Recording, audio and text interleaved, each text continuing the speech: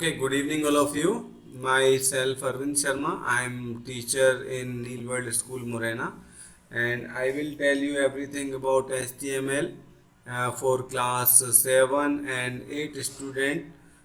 They will be beneficial after watching my video. I will tell everything about HTML, what are the HTML, how we can use the HTML, what is the requirement of HTML, and I will also tell you how to use HTML tags and their attributes. So this video will be very helpful for class 7 and 8 student. I will tell every practical in my this video. Okay.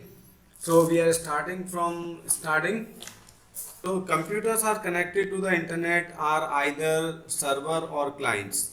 जो भी computer connect होते हैं किसी भी network के अंदर तो उसमें या तो कोई सर्वर कंप्यूटर होगा या फिर कोई क्लाइंट कंप्यूटर होगा and communicate each other through networking protocol और वो सारे किसी न किसी नेटवर्किंग प्रोटोकॉल के जरिए कम्युनिकेट करते हैं. ठीक है, अब इसमें कम्युनिकेट करते हैं दे ईच अदर.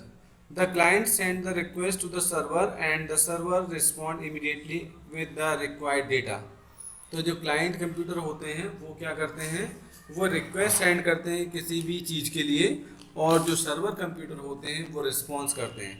जैसे कि सपोज मेरा कंप्यूटर है, मैंने इस कंप्यूटर से google.com वेबसाइट ओपन की वेब ब्राउज़र पे और मैंने कोई कीवर्ड डाला. जैसे सपोज मैंने लिखा टाइप्स ऑफ रैम्स, तो जितने भी टाइप की रैम की जानकारी जिन जिन वेबसाइट में होगी वो सारी वेबसाइट हमारे सामने डिस्प्ले हो जाएंगी एज ए लिंक. ठीक है, उसमें से जिस वेबसाइट पे हमें क्लिक करना होगा उस वेबसाइट पे हम क्लिक करके उस वेबसाइट पे जंप कर सकते हैं और अपनी इंफॉर्मेशन को रीड कर सकते हैं. यानी कि हमने जब कोई कीवर्ड डाला तो यानी कि हमने रिक्वेस्ट की है सर्वर से, गूगल के सर्वर से कि आप मुझे इसके बारे में जानकारी दो और गूगल सर्वर ने तुरंत ही जितनी वेबसाइट उसको पता थी वो सारी वेबसाइट हमारी तरफ को रेफ़र कर दी. फिर हमें जिस वेबसाइट पे जाना था हम वहाँ गए और पूरी इन्फॉर्मेशन में सर्च करी. यानी कि क्लाइंट कंप्यूटर जो होता है वो रिक्वेस्ट करता है और सर्वर कंप्यूटर जो होता है वो रिस्पॉन्स देता है. ऐसे ही सपोज जैसे जब आप कोई किसी गूगल जीमेल का फॉर्म फिल करते हो तो उसमें आप पहले जीमेल के फॉर्म को ओपन करने के लिए कोई वेब एड्रेस डालते हो. जैसे आप वो वेब एड्रेस डालते हो तो जो गूगल का जो सर्वर है वो आपको गूगल फॉर्म जो होता है वो आपको प्रोवाइड करता है, यानी कि आपको आपकी रिक्वेस्ट का रिस्पॉन्स देता है. The server stores the files and information in the form of website. जो सर्वर होता है वो कोई भी इंफॉर्मेशन को वेबसाइट के फॉर्म में स्टोर करता है. These website consist of millions of pages. In website के अंदर मिलियंस ऑफ पेजेस होते हैं और इन पेजेस को हम वेब पेज के नाम से जानते हैं, जिसके अंदर टेक्स्ट भी हो सकता है, जिसके अंदर ग्राफिक्स भी हो सकते हैं, जिसके अंदर वीडियो भी हो सकता है, ऑडियो भी हो सकता है और किसी दूसरी वेबसाइट पे जंप करने के लिए हाइपर लिंक्स हो सकते हैं. ठीक है, these web pages are being used by the users all over the world. और ये जो वेब पेज होते हैं वो पूरी दुनिया के लोग देख सकते हैं और उसको यूज़ कर सकते हैं. Have you ever wondered how these web pages are created. क्या आपको ये सीखना है कि ये वेब पेज जो होते हैं वो कैसे क्रिएट किए जाते हैं. तो मैं आपको एक सीक्रेट बताता हूँ कि वेब पेजेस को बनाने के लिए जो मेन स्क्रिप्टिंग लैंग्वेज यूज की जाती है that is HTML. HTML is most widely used language to design web pages. What is HTML? I am asking a question. What is HTML? It is very important language to make web pages. HTML stand for Hypertext Markup Language. इसको Hypertext Markup Language के नाम से जाना जाता है. It is a markup language that describes the structure of web page.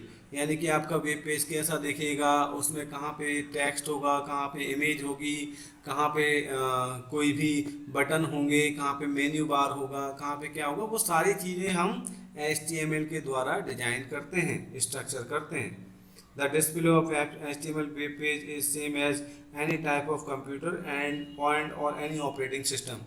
जो भी web page होते हैं वो आप किसी भी ऑपरेटिंग सिस्टम में ओपन करें, चाहे वो विंडोज़ का ऑपरेटिंग सिस्टम है या लाइनक्स का ऑपरेटिंग सिस्टम है या कोई भी ऑपरेटिंग सिस्टम है या कोई भी आप कंप्यूटर यूज़ कर रहे हैं, मोबाइल यूज़ कर रहे हैं, टैबलेट यूज़ कर रहे हैं, सब में हमको सेम ही दिखाई देता है.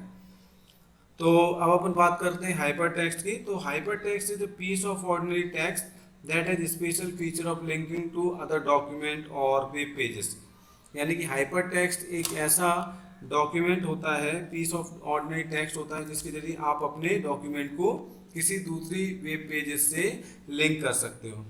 अगर हम बात करें मार्कअप लैंग्वेज की, तो एक ऐसी लैंग्वेज है जिसमें हम कई सारे सिम्बॉल्स का यूज़ करते हैं अपने डॉक्यूमेंट को बनाने के लिए। तो जैसे आपने देखे होंगे HTML टैग में हम लोग जो लेस देन और ग्रेटर देन यूज़ करते हैं, they are the symbols that is used in our HTML document. HTML language was designed by the Tim Berners-Lee। Tim Berners Lee नाम के एक कंप्यूटर साइंटिस्ट थे, उन्होंने इस लैंग्वेज को डेवलप किया था।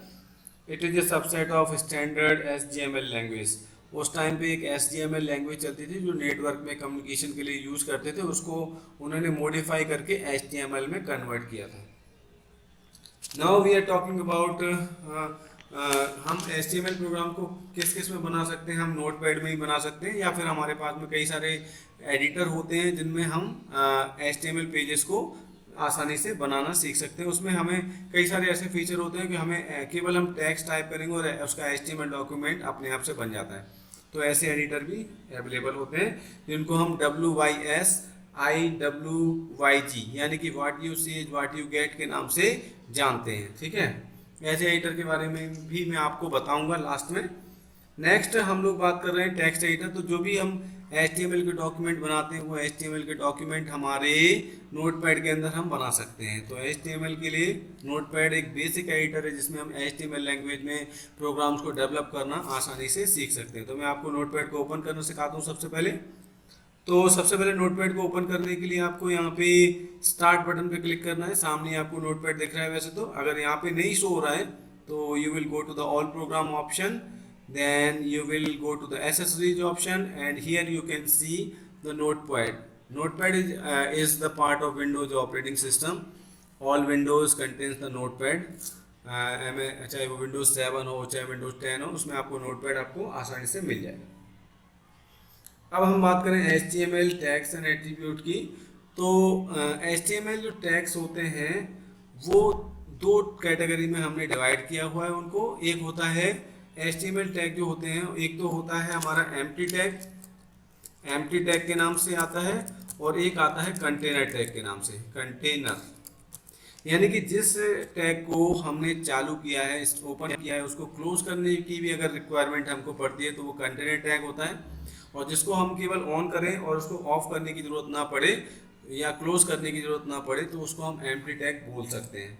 तो ये कई तरह के टैग्स हैं। अब हर एक टैग के अपने कुछ एट्रीब्यूट्स भी होते हैं जिनकी प्रॉपर्टी हम अपने अकॉर्डिंग, अपनी नीड के अकॉर्डिंग हम सेट कर सकते हैं। तो प्रॉपर्टीज भी हम आगे पढ़ेंगे। तो सबसे पहले मैं आपको कुछ HTML टैग में प्रोग्राम कैसे बनता है उसकी मैं आप थोड़ा सा एक प्रैक्टिकल करके बताता हूँ। ठीक है, तो आप ध्यान से देखना। तो हम बेसिक प्रोग्राम से स्टार्ट कर रहे हैं। सबसे पहले तो फाइल मेन्यू में जाते हैं, यहाँ पे हम एक बेसिक प्रोग्राम बनाते हैं सबसे पहले। तो HTML प्रोग्राम हम टैग्स लगाने के लिए ये लेस देन से हम स्टार्ट करते हैं। यहाँ पे हम लिखेंगे HTML। आप चाहे तो स्मॉल या कैपिटल किसी में भी लिख सकते हो, उससे कोई प्रॉब्लम नहीं है। इसका मैं थोड़ा सा साइज बड़ा कर देता हूँ ताकि आपको वो अच्छे से विजिबल हो सके। तो मैं इसको बोल्ड भी कर देता हूँ, 18 साइज दे देता हूँ ताकि आपको अच्छे से दिखाई देगा। Now I think it is visible clearly, so you can see this. Next we are talking about how to make the program. So HTML tag हमको लगाना है, HTML टैग को हमको क्लोज करना है।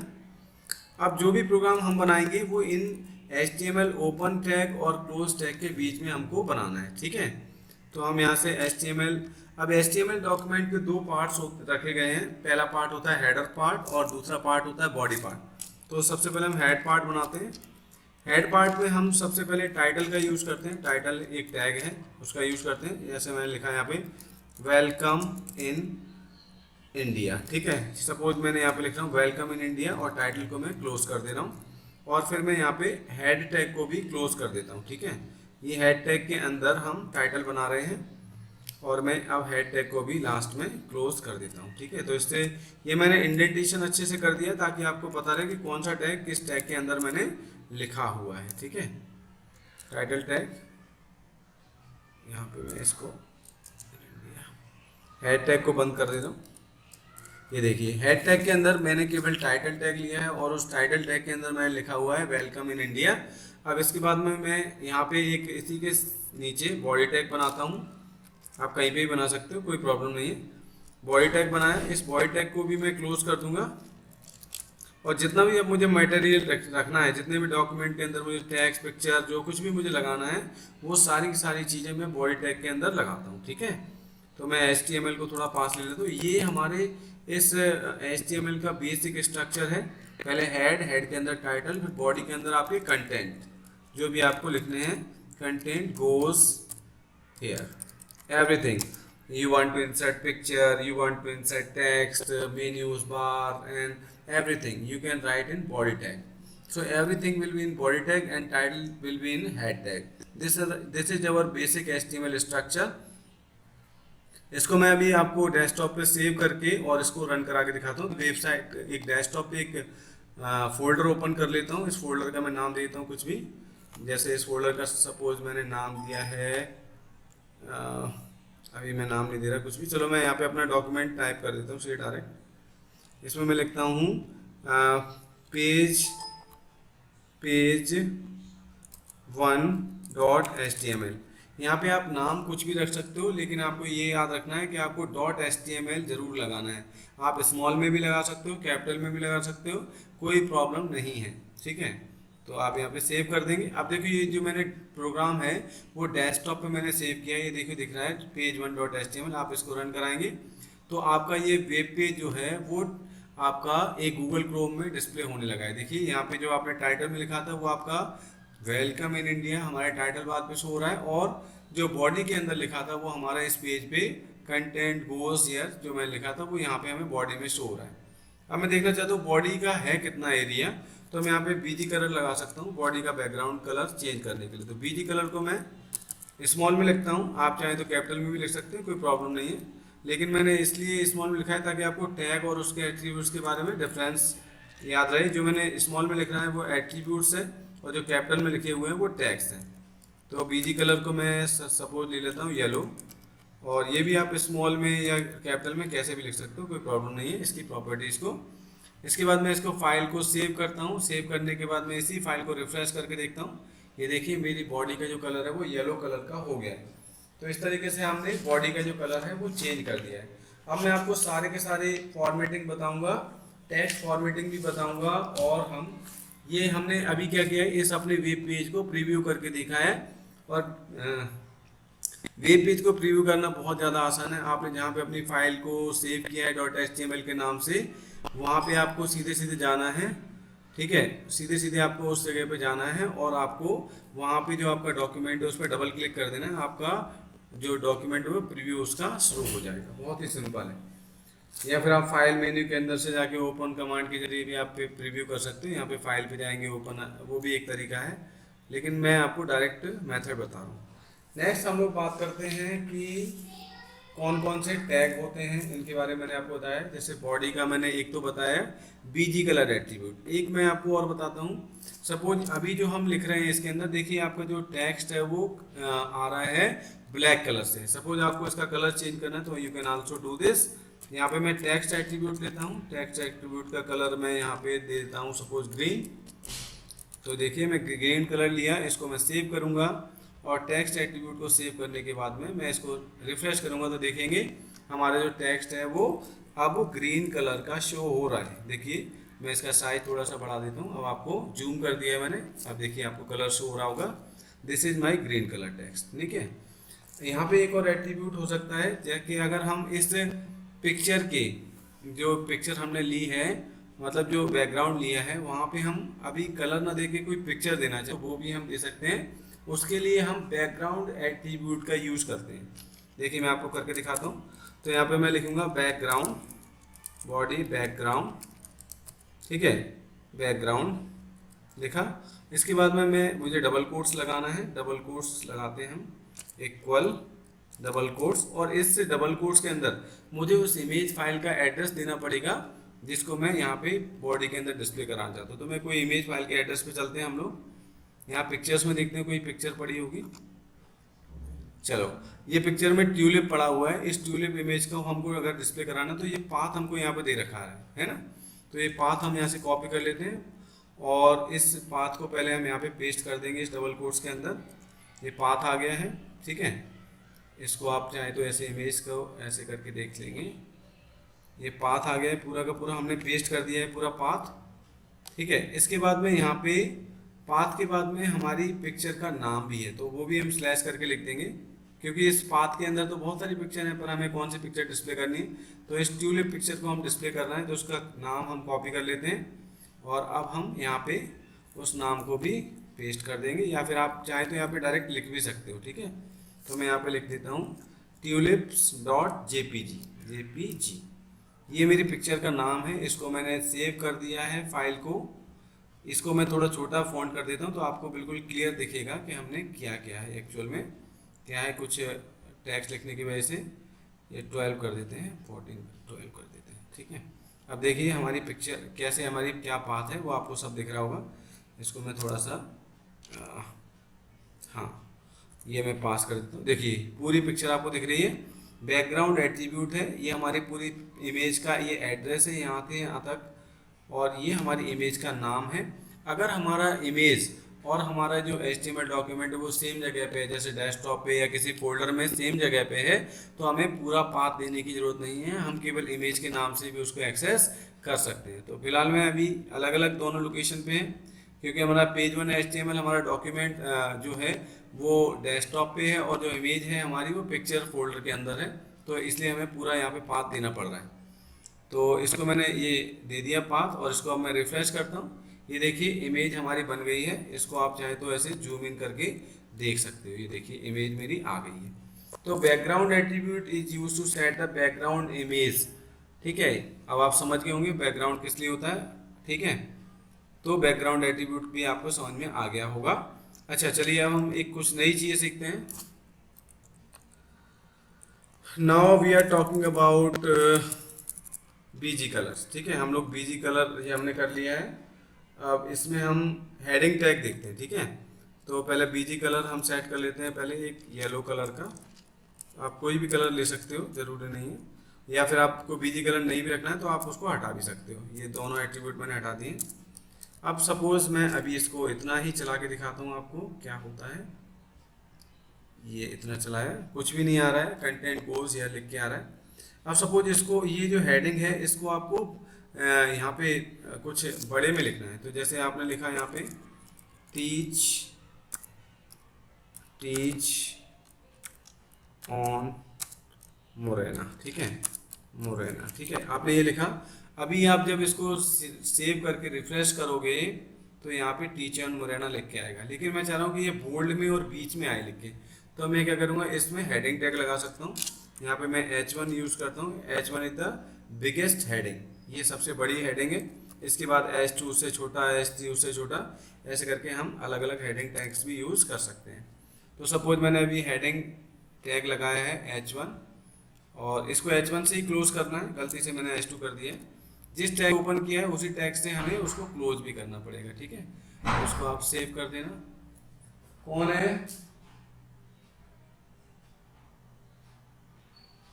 ठीक है।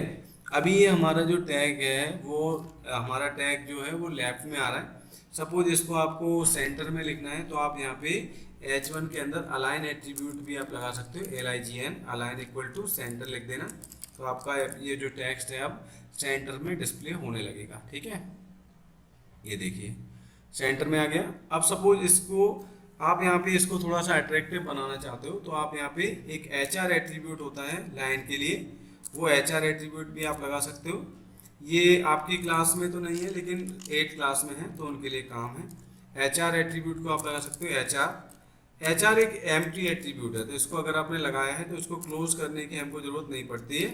आप सिंपल HR लिख दोगे, वैसे ही करके आपके ब्राउजर में एक सिंपल सी हॉरिजॉन्टल लाइन यहाँ पे डिस्प्ले होने लगेगी। ये देखिए ये हो रही है आपको लाइन डिस्प्ले। इसके आप विड्थ या इसकी जो चौड़ाई है वो आप कम कर सकते हो। इसको यहाँ पे कुछ एट्रीब्यूट है HR के भी, यहाँ पे आप अगर साइज डिफाइन कर दो, साइज नाम का एक एट्रीब्यूट है इसका साइज, यहाँ पे आपने कर दिया सपोज 10, तो इसकी जो लाइन है उसकी मोटाई बढ़ जाएगी। ठीक है, देखिए मैं आपको करके दिखाता हूँ। ये देखिए, अब ये ना इसको रिफ्रेश करते हैं हम लोग। ठीक है, ये देखिए साइज की मोटाई बढ़ गई है, लाइन की मोटाई बढ़ गई। अभी आपको सही से विजिबल नहीं हो रही होगी, तो मैं यहाँ पे कलर भी दे देता हूँ। ठीक है, लाइन का जो कलर है वो मुझे रखना है सपोज ग्रीन। तो यहाँ पे अब देखिए हमारी जो लाइन है उसका कलर अब ग्रीन हो जाएगा। ये देखिए, ये देखिए बिल्कुल ग्रीन हो गया है। इसकी मोटाई आप जितनी करना चाहें, अभी 10 दी है तो थोड़ी कम मोटी आ रही, इसको आप 20 कर देंगे तो और भी मोटी हो जाएगी ये लाइन। ठीक है, ये देखिए मैं आपको करके दिखाता हूँ। ये देखिए बिल्कुल आप देख लीजिए, हमने ये देखो करके दिखा रहा हूँ मैं आपको सारा का सारा काम। तो आराम से आप प्रैक्टिकल भी करना। ये इसको सेव किया, इसको रिफ्रेश करते हैं, देखिए मोटी होगी हमारी लाइन। ठीक है, अब सोच आप ये चाहते हो कि यहाँ पे एक नीचे टेक्स्ट भी घूमता हुआ आए, तो उसके लिए हम लोग यूज़ करते हैं मार्क्यू एट्रीब्यूट। ठीक है, ये भी आपकी क्लास में नहीं है 7th क्लास में, ये भी 8th क्लास का है। तो फिर भी क्योंकि हमें अपना डॉक्यूमेंट अट्रैक्टिव बनाना है, इसलिए हम आपको आगे पीछे की चीज़ें भी बताते जा रहे हैं, तो आप लोग देखते जाइए। मार्क्यू जो टैग है उसका काम होता है, मैं सारे टैग कैपिटल में लिखूंगा इसलिए मैं यहाँ पे कैपिटल लिख रहा हूँ। मार्क्यू लिखा, और इस टैग के अंदर मैं जैसे अपना एड्रेस लिखता हूँ,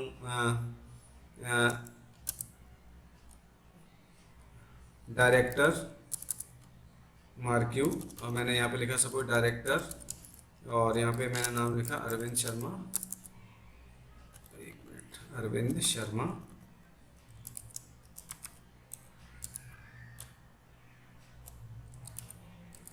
ठीक है, और इस मार्क्यू को अब मैं यहाँ पे क्लोज कर देता हूँ। ठीक है, अभी इससे होगा क्या, जो हमारा अरविंद शर्मा जो टैक्स लिखा हुआ है वो अभी यहाँ पे स्क्रॉल करता हुआ आपको शो होगा। ठीक है, ये देखिए डायरेक्टर लिख के आ रहा है अरविंद शर्मा, ये आपको स्क्रॉल करता हुआ यहाँ पे शो हो रहा है। ठीक है, अब आप चाहें तो इसका बैकग्राउंड कलर भी चेंज कर सकते हो। इसके लिए हमें बीजी कलर एट्रीब्यूट जो हम जैसे बॉडी टैग के अंदर यूज़ करते थे, सेम हमें वैसे ही यूज़ करना है। यहाँ पे मैं इसका कलर कर देता हूँ सपोज पिंक। तो अब जो मार्क्यू हमारा घूम रहा है उसका बैकग्राउंड कलर हमारा पिंक हो जाएगा। ये देखिए, ये देखिए। ठीक है, तो इस तरीके से हमारा एक अट्रैक्टिव सा वेब पेज अभी बन रहा है। ठीक है, अब सपोज इसके अंदर हमें कुछ टेक्स्ट भी लिखना है। ठीक है, तो हमें कुछ टेक्स्ट लिखना है, तो उसके लिए क्या करना पड़ेगा, आपको टेक्स्ट लिखना है। तो अब मैं यहाँ पे आता हूँ सीधा पैराग्राफ एट्रीब्यूट पे आता हूँ। ठीक है, पैराग्राफ एट्रीब्यूट हमारा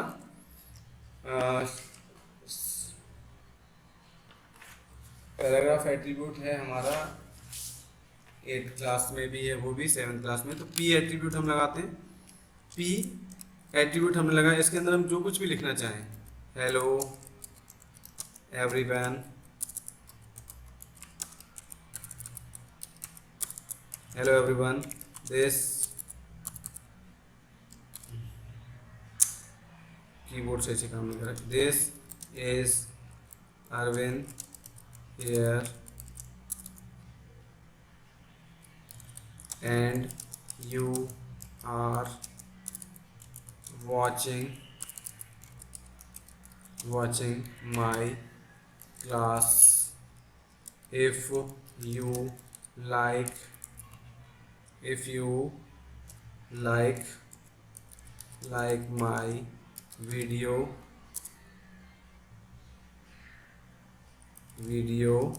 please subscribe my channel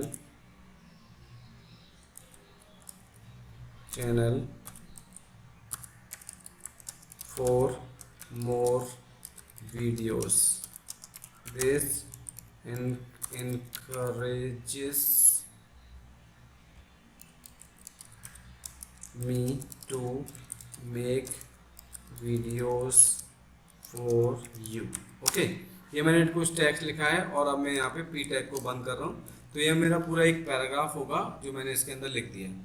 अगर मैं यहाँ पे सिंपल लिख रहा था तब भी हमारा टेक्स्ट लिखा जाता था, लेकिन अभी मैंने ये पैराग्राफ लिखा है। अब ये पैराग्राफ होता क्या है, सपोज मैं यहाँ पे बहुत सारा एक टेक्स्ट सैम्पल टेक्स्ट देता हूँ। मैं अभी सैम्पल टेक्स्ट कहीं से लेके आता हूँ। हम MS वर्ड के अंदर कई सारा सैम्पल टेक्स्ट बना सकते हैं आसानी से। उसके लिए आपको MS वर्ड ओपन करना है और MS वर्ड में आपको लिखना है RAND। इक्वल लगा के आपको RAND लिखना है, जिससे आपका सैम्पल टेक्स्ट क्रिएट हो जाता है, जिसको आप कहीं पे भी यूज़ करके प्रैक्टिकल कर सकते हो। तो मैं यहाँ पे फिर से RAND लिखता हूँ और एक सैम्पल टेक्स्ट और लेता हूँ। ये मेरा सैम्पल टेक्स्ट है जिसको मैं अभी अपनी वेबसाइट के अंदर यूज़ करने वाला हूँ। ठीक है, यहाँ पे कोई सेंस नहीं है इस टेक्स्ट का। इसको मैं क्लोज कर देता हूँ, ये मेरा नोटपैड है। और अब मैं इस पैराग्राफ को यहाँ पे क्लोज कर रहा हूँ। ठीक है, ये मैंने पेस्ट कर दिया सारा टेक्स्ट। इसको मैं सेव कर देता हूँ और अब मैं देखिए आपको इसका आउटपुट दिखाता हूँ क्या आ रहा है। ये देखिए, इसको मैं रिफ्रेश करूँगा और ये देखिए सारा टेक्स्ट हमारा आ गया है। जो भी सैम्पल टेक्स्ट था वो मेरा सारा आ गया है।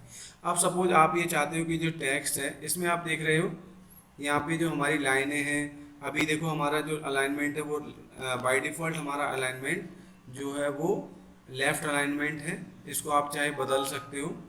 देखिए मैं आपको बदल के दिखाता हूँ इसका अलाइनमेंट। अभी मैं इसको नोटपैड फिर से ओपन करता हूँ और सारा आपको इसकी कोडिंग दिखाता हूँ। ठीक है, ये मैंने इसको ओपन किया है और इसकी कोडिंग ये रही। इसको मैं यहाँ पे ओपन कर देता हूँ। ये सारी कोडिंग थी। ठीक है, ये देखिए ये सारा हमारा पैराग्राफ था। अभी ये हमारा पैराग्राफ लेफ्ट अलाइन में होके आ रहा है। आप इसको चाहें तो सेंटर अलाइन कर सकते हो। यहाँ पे आप अलाइन एट्रीब्यूट का यूज़ करोगे, ALIGN अलाइन सेंटर। तो अब आपका सारा जो टेक्स्ट है वो सेंटर में रिवर्स सेंटर की तरफ आ जाएगा। आप देखिए इसका आउटपुट, ये भी आउटपुट ऐसा आ रहा था। इसको रिफ्रेश करेंगे, ये देखिए सेंटर अलाइन हो गया है। अगर आपकी चाहते हैं कि आपकी लाइनें जो बिल्कुल सेम आ जाएं तो आप यहाँ पे इसको जस्टिफाई अलाइन भी कर सकते हैं, जैसे कि हम MS वर्ड वगैरह में करते हैं। ठीक है, जस्टिफाई लिखा, इसको सेव किया और अब देखिए आपका जो टेक्स्ट है उसको आप जस्टिफाई भी कर सकते हो। ये देखिए आपका टेक्स्ट है प्रॉपर तरीके से जस्टिफाई हो गया है। ठीक है, अच्छा अब हम लोग बात करते हैं, ये हमने तीनों अलाइनमेंट पढ़ लिए हैं। अगर आपको कोई लाइन लिखनी है और नई लाइन पे आना है, जैसे आपको टू चेंज के बाद में नई लाइन पे आना है, तो आप यहाँ पे कहीं से भी आपको नई लाइन पे आना है तो वहीं पे आपको BR टैग लगा देना है। तो आप यहाँ पे BR टैग जहाँ पे भी लगाओगे वहीं से आपका टेक्स्ट है वो नई लाइन से आना शुरू हो जाएगा। तो देखिए मैंने इसको BR एक सिंगल एक बार लगाया है और देखिए हमारा नई लाइन से आ गया है। कंप्लीट टेम्पलेट के बाद में हमारी नई लाइन चेंज हो गई है। आप चाहो तो नई लाइन एक और बार आप BR लगा दो तो आपका एक और नई लाइन आ जाएगी। ठीक है, और थोड़ा स्पेस भी आपको दिखेगा। इसको हर एक टैग जो भी आप मॉडिफिकेशन कर रहे हैं उसके बाद में आपको सेव करना कंपलसरी, नहीं तो उसका इफेक्ट आपको नहीं दिखेगा। देखिए हमने अपने पैराग्राफ को दो नई नई लाइन में मैंने डिवाइड कर दिया। ठीक है, तो इस तरीके से आप अपने पैराग्राफ को आसानी से डिवाइड कर सकते हो। तो ये मैंने आपको कई सारी, अच्छा जैसे मुझे मान लीजिए कोई चीज़ है ऐसी जिसको मुझे बोल्ड करना है, सच सपोज मुझे अपना नाम बोल्ड करना है इसके अंदर, तो मैं उसको B टैग के अंदर लिख दूंगा। जैसे ये अरविंद लिखा हुआ है, इसको मुझे बोल्ड करना तो इसको B टैग के अंदर लिख दूंगा, बी ओपन और बी क्लोज। ये मैंने कर दिया। अब देखिए आपको डॉक्यूमेंट के अंदर जो टेक्स्ट है उसमें अरविंद जो शब्द है वो बोल्ड किया हुआ दिखाई देगा। ये देखिए, ठीक है। ऐसे आपको कोई इटैलिक करना है तो आई टैग लगा सकते हैं, अंडरलाइन करना है। सपोज मुझे यहाँ पे हेलो वर्ड जो आ रहा है हेलो या टीच ऑन मुरैना लिखा हुआ है, इसको मुझे अंडरलाइन करना है तो मैं इसको अंडरलाइन भी कर सकता हूँ। यहाँ पे देखिए कहाँ पे है हमारा टीच ऑन मुरैना, ये लिखा है, इसको मैं यहाँ पे यू टैग लगा दूंगा तो हमारा वो अंडरलाइन भी हो जाएगा। देखिए यू टैग को लगाना है, उसको क्लोज भी करना है, नहीं तो उसका इफेक्ट आगे के सारे डॉक्यूमेंट के अंदर भी रहता है। ठीक है, तो आप उसको अभी देखिए, ये देखिए टीच ऑन मुरैना हमारा अब अंडरलाइन भी हो गया है। ठीक है, इस तरीके से आप अपने उसको डिजाइन कर सकते हो। अगर मान लो इस फॉन्ट का इसका फॉन्ट कलर चेंज करना है तो मैं यहाँ पे जहाँ से भी मैंने पैराग्राफ यूज़ किया है वहाँ पे मैं जाके फॉन्ट कलर को भी चेंज कर सकता हूँ। मैं यहाँ फॉन्ट में आऊँगा, यहाँ फॉन्ट कलर दूंगा, फॉन्ट कलर इक्वल टू मैं लिखता हूँ, फॉन्ट कलर इक्वल टू मैं लिखता हूँ सपोज रेड और इसको ब्रैकेट बंद, ये फॉन्ट चालू। और इसको बाद जो पैराग्राफ टैग है उसके अंदर मैंने फॉन्ट को लगाया तो मुझे फॉन्ट को अभी यहीं पे बंद करना पड़ेगा। ठीक है, इसको करने के बाद में मैं सेव बटन पे क्लिक करूंगा और अब मैं देखता हूँ मेरा फॉन्ट जो है वो रेड कलर का शो होना चाहिए। ठीक है, देखिए हो गया है। तो आज हमने फाइनली जो 7th क्लास में जो एडिटिंग के सारे ऑप्शंस हैं वो हमने सारे कवर कर लिए हैं। अब हम जो नेक्स्ट क्लास है हमारी, सॉरी जो 8th क्लास के जो ऑप्शंस थे, 7th क्लास के जो ऑप्शंस थे वो हमने सारे कवर कर लिए हैं और अब हम 8th क्लास के ऑप्शंस भी आगे की क्लास में सीखेंगे। तो आप इन सब की प्रैक्टिस करते रहिए और अगर कोई डाउट होता है तो आप मुझे ज़रूर बताइएगा, ठीक है। Thank you for this class.